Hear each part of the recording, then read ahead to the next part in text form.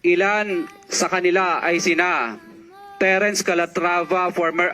Undersecretary of Office of the Presidential Assistant of the Visayas of the Philippines,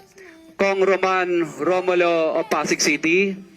Kong Jojo Ang of Usmag Ilonggo Party List, Congressman Patrick Michael Vargas of Quezon City, Kong Juan Carlos Arjo Aitayde of Quezon City,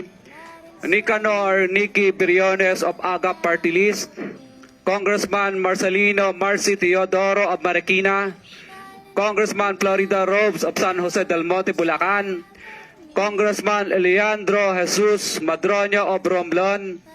Congressman Benjamin Benji Agarao Jr., Congressman Florencio Gabriel Bemnoel of Anwaray Party List, Kong Leo de Ode Tariela of Occidental Mindoro, Congressman Reynan Arrogancia of Quezon Province,